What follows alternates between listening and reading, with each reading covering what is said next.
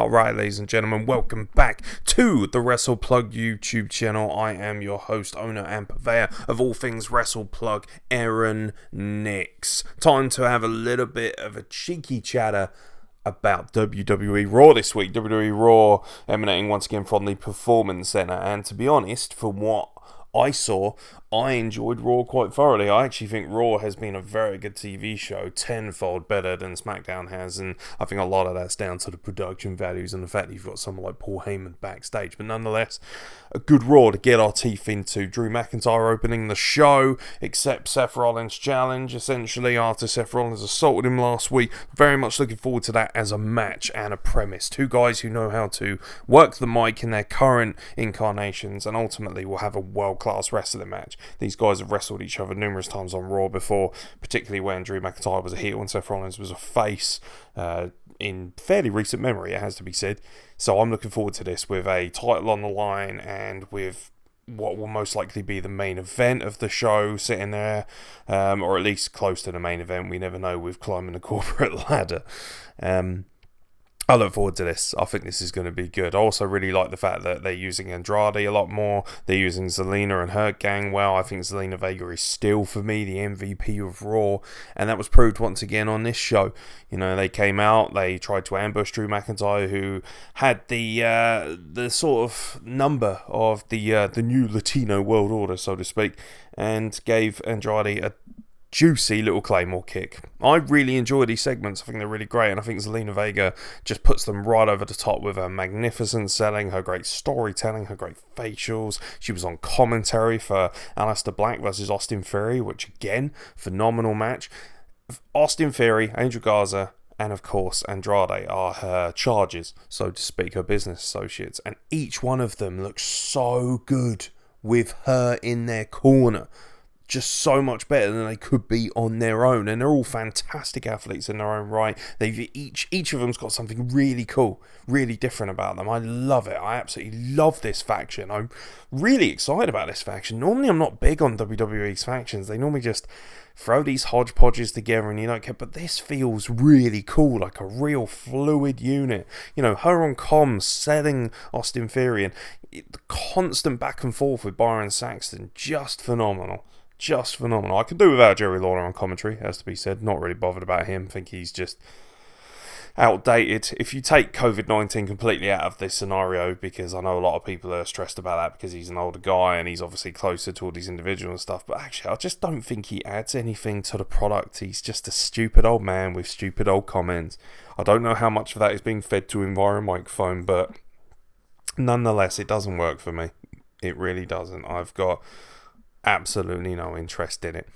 One thing I do have a lot of interest in, however, is how fucking amazing Shayna Baszler looks. I see a lot of people week in, week out, and I'm assuming this is because most of them are Becky stans, but I see people constantly running down Shayna Baszler saying, oh, fucking Shayna Baszler's boring. Shayna Baszler doesn't cut 10-minute promos.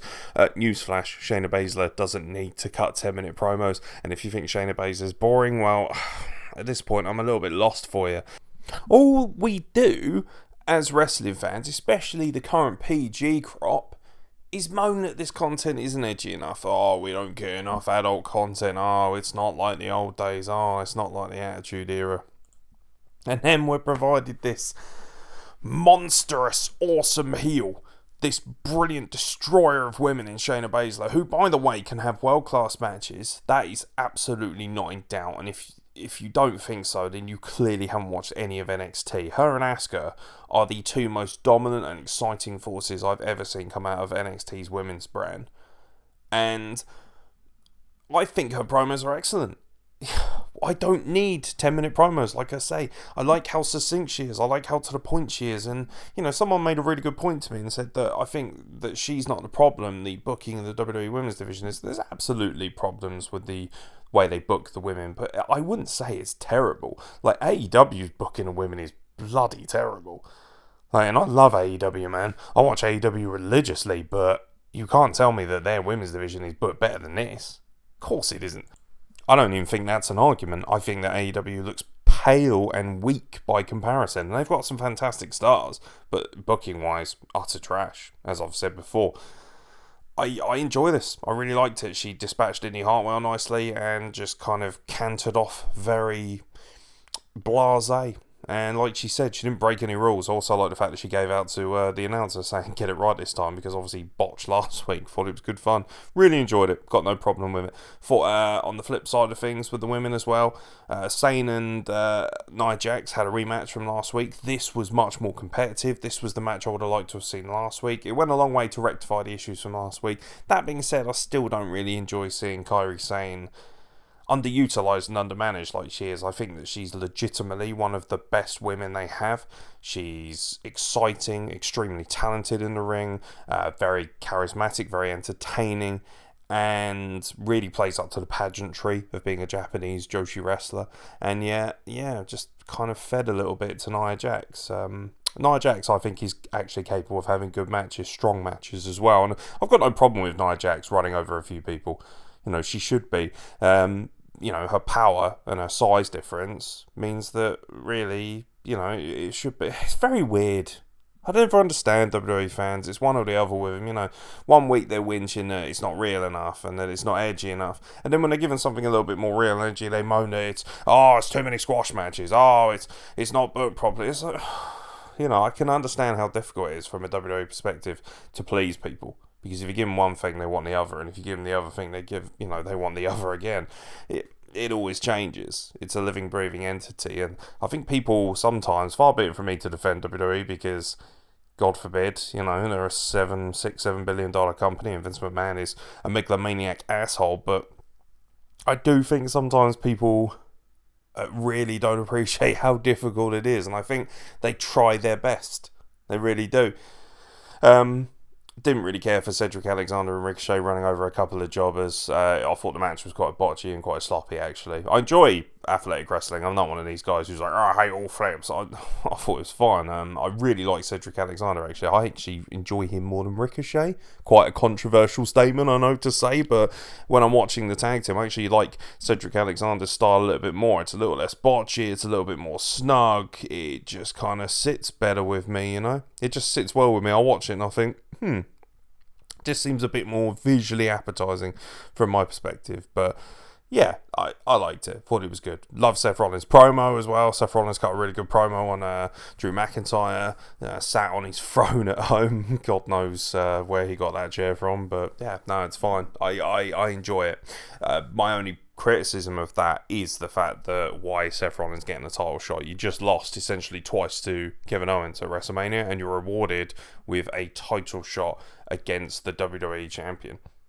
Very strange, very stupid logic. However, no doubt in the fact that the match will be utterly phenomenal. I'm really excited about seeing that match play out, especially at Money in the Bank, where we've got this incredible concept of a climb the corporate ladder, Money in the Bank style match. Don't know how it's going to work. Apparently they filmed it. You start at the bottom floor of WWE headquarters, work your way to the top. Concept sounds phenomenal. Seen some stills of some pre-recordings where they had the ring on top of the building. I think there's real potential for this to be on a level with the Boneyard match and the Firefly Funhouse match. But make sure you keep it live, keep it real, like, comment, subscribe on our YouTube videos, because we are going to be covering Money in the Bank extensively, and if they do decide to go all in with a kind of pre-recorded style match like that, we're going to be analysing that in full detail, just like we did for the Boneyard match as well. So make sure you check that out. So now is the best time. There has never been a better time to subscribe and check in on our content.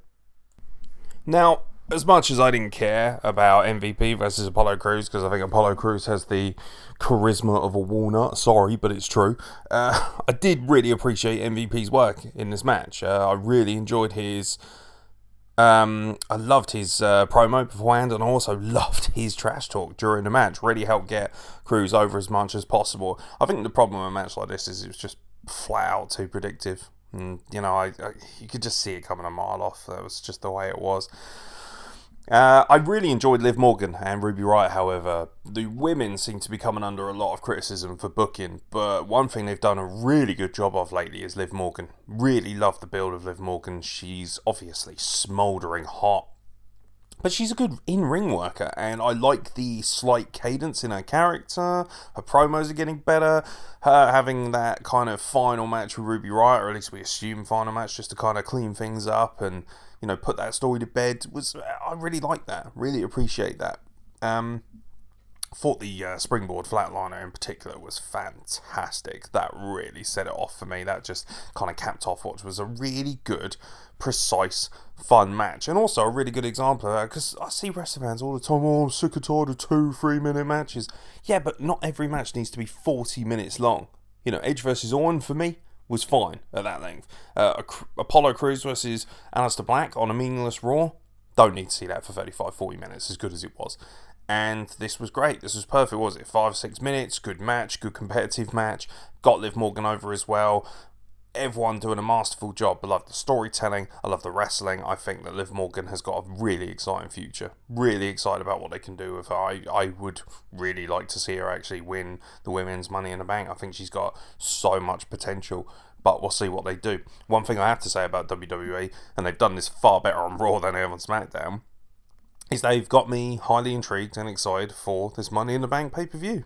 And that's difficult to do when there is so much going on, when the coronavirus is ravaging things as it is. So as much as I like to give all wrestling companies shit if they do things that don't really sit well with me, one thing I have to say about WWE, despite all the horrendous things that have happened recently, particularly with the releases and the unfortunate passing of Howard Finkel, they've done a really good job of building towards this pay-per-view and also providing us with a fairly decent level of entertainment, at least on the Raw side of things. To me, SmackDown has been so hit and miss, it's unbelievable. But this Raw, I thought was excellent. Really enjoyed it, really entertaining, and a really good start to what is a difficult week for so many of us. Rey Mysterio moving on in Money in the Bank. Can't say I'm overly hot on that. I thought the match was fantastic. He wrestled Murphy and he beat Murphy. Loved it. Absolutely loved the match. Don't get me wrong, I love Rey Mysterio. He's a legend and I'm so grateful for all the years of entertainment and everything he's done for the business. But man, Murphy, they have no idea what to do with this guy. So they put him with Seth Rollins. He's Buddy Murphy. He wins the tag titles. Then they take away his first name.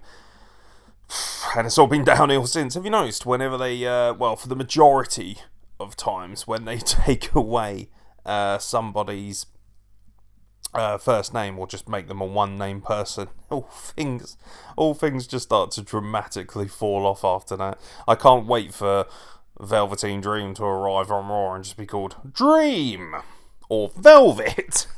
Or V, because Vince will be like, oh, V is a great letter, I love it, it's money. It's just so dumb. He doesn't need to lose. Buddy Murphy was fine. I mean, Buddy Murphy's not an incredible name, but it's fine, it's alright. But just calling him Murphy, it's fucking nobody has gotten over just being called Murphy. Come on, shit. Absolutely shit. I hate these first names.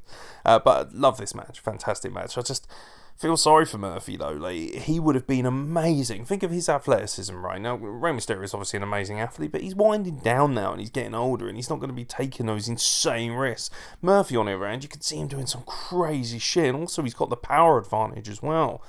He would have been a fantastic addition to Money in the Bank. Apollo Cruz, of course, joining him as well, going over MVP, like we said. So, both the Money in the Bank matches really shaping up to be quite exciting, but I would have really liked to have seen Murphy. I get that Mysterio being in it is a bit more of a sales point. That's probably why they've put him in. Big Latin star. You can't really deny a huge Latin star, especially someone like him. He is the GOAT, the greatest mask of all time. But ultimately, it's a little bit frustrating to see someone with Murphy's quality not really get opportunities more so. I get why Rey Mysterio won. I have no problem with it, so to speak. I just would have preferred it if Murphy had won. That's pretty much my 2 cents on the matter. But it is what it is, and you can't really complain.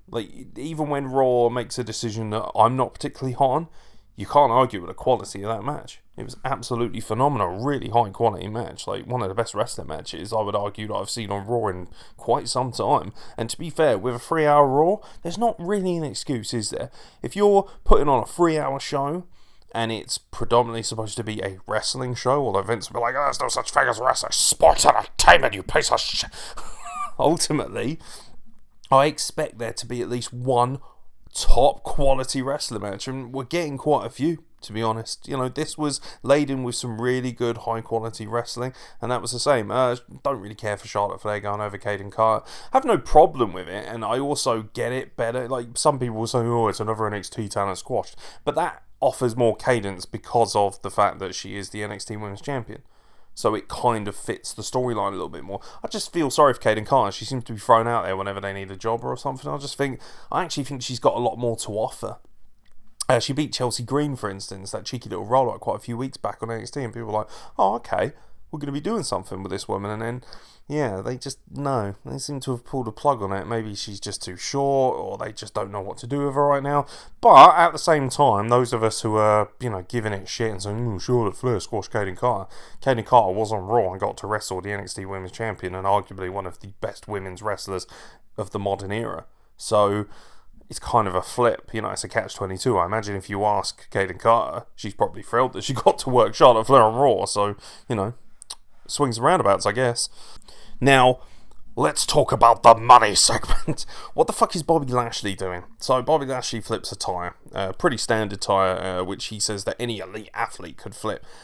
Hate to, burst the kayfabe bubble, but I flip those tyres, with my PT at training. So, yeah, kind of is what it is. Plus, Bobby Lashley, fucking specimen. I have no doubt that he can flip quite a lot. But there are two things. First of all, I don't give a shit about this terrible fucking storyline with Lana, and they don't give a shit either. You can tell that in the way that they deliver such miserable subpar acting. Bobby Lashley is not suited to this position. And if the rumours are to be true, I hear that he made $3.5 million last year. So hard for me to feel sorry for the man. Hard for me to at least think, they should be doing more with Bobby Lashley, or they should do this with Bobby Lashley. If you're paying a guy $3.5 million, you're going to try and get as much out of it as possible, even if it's fucking terrible, and that seems to be what they're doing. But you can tell even Lana, is so disingenuous in the way she delivers her character, just not very good, which is a real shame, because when she was with Rusev, and she was doing the, Rusev Crush stuff, and even with Dolph Ziggler, you at least felt that there was a little bit of effort being put in there to make it feel like it was semi-organic, semi-real. And she was, at her height, absolutely amazing. But they have really dropped the ball with the way they use her. And just to make her some slag, is basically, Vince McMahon's like, oh, she's hot. Get her to open her legs and fuck a black man. Like, fuck off. Just really tacky bullshit cuckold angle. It's fucking embarrassing. And it's also, if you ask me, borderline fucking racist too, which doesn't help. But yeah, it is what it is. I just hate these segments. Also, as a final kind of aside, why do I give a shit that you can flip a monster truck tyre, which according to Jerry Lawler weighs 500 pounds? My fucking ass. Yeah, all about 500 pounds, you dick. Why would I care about Bobby Lashley flipping that giant ass tyre when I've already seen guys like Braun Strowman flip trucks over? I've seen Mark Henry pull off these incredible feats of strength. This is not quite on that level, is it? Look at my hot wife, now watch me flip a tyre. Okay? Thanks for that. Fucking pointless, WWE. That's where you wonder who's got their head up their arse most, because these are segments that are just not fucking needed. Andrade running over Akira Tozawa is what it is. Not really much that needs to be discussed about that. And also Bianca Belair running over Santana Garrett. I thought that match was a little bit clunky, but obviously Bianca Belair, great talent. Just hope that she's used right. There's a few signs there that she may not necessarily be getting used as much as I would like. One thing that really disappointed me actually was the fact that, it's Garza versus Drew McIntyre in the main event. Now that is a money matchup. We're talking about a high quality matchup that, everyone needs to see. And they were left with, 8 or 9 minutes maximum? I mean, come on.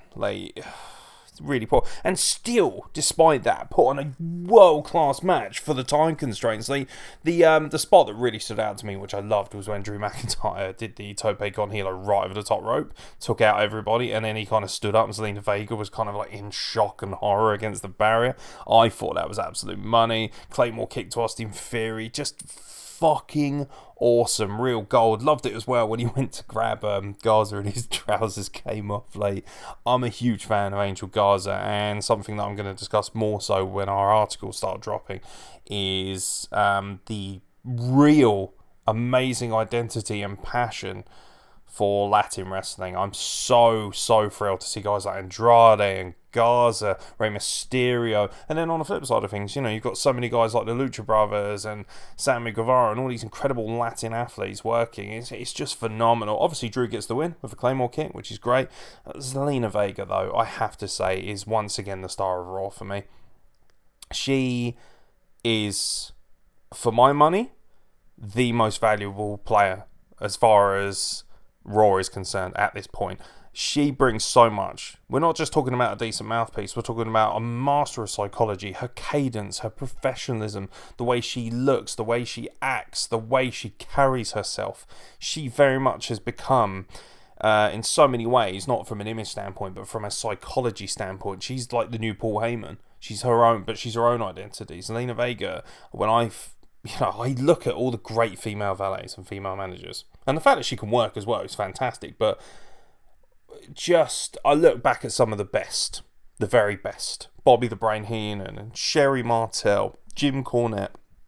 Whether you like these people or not, it's irrelevant. They were world class at their job, and something really feels similar about Zelina Vega. I'm not saying she's on, Bobby the Brain's level yet or anything before people jump down my throat, but she has the potential to finish up in that kind of marquee value. She brings so much credibility, so much excitement, so much cadence, so much psychology, everything. Just the little things, the facial expressions, that look on her face when Drew did the tope con hilo was just amazing, absolutely amazing. And she sold Drew McIntyre, stamping his approval even more so. Drew massacres her army, and you don't feel like he just, buried them. You feel like it was a real demolition, but Zelina Vega sells that moment so beautifully. Her facial expressions, the way she's screaming as he's Claymore kicking the living bejesus out of her Latino world order, essentially. Just awesome. Gotta say, really enjoyed it. Love the fact that Andrade ran off at the end. Drew having such a good time, chilling out, doing the Andrade thing as well at the end as the credits roll. Loved it. I gotta say, and I said this last week, I think Raw's on an absolute tear at the moment. Absolutely love Raw, and I'd love to know what you guys think. Please leave a comment below. Please make sure you share. Please like, subscribe, everything involved with the YouTube channel. We're going to continue to bring these reviews, and it'd be great to know what you guys think. We've got a lot more content coming through as well, and we've got a very exciting piece of news that will be coming at the back end of this week as well. So keep an eye on our social media at WrestlePlug across all social media to check that out as well. That's all from me, ladies and gentlemen. I hope you've enjoyed this quickfire WWE Raw review. We'll be back once again with AEW Dynamite this Wednesday, and of course the State of Wrestling address is this Thursday, and we'll have a cheeky wrestling interview as well from a star from the British independent wrestling scene. That'll be dropping as well this week. So now is the best time to get on board with the most honest and candid wrestling podcast available. From myself, Aaron X, thank you very much for listening, and we'll catch you very soon for more nonsense from the Wrestle Plug.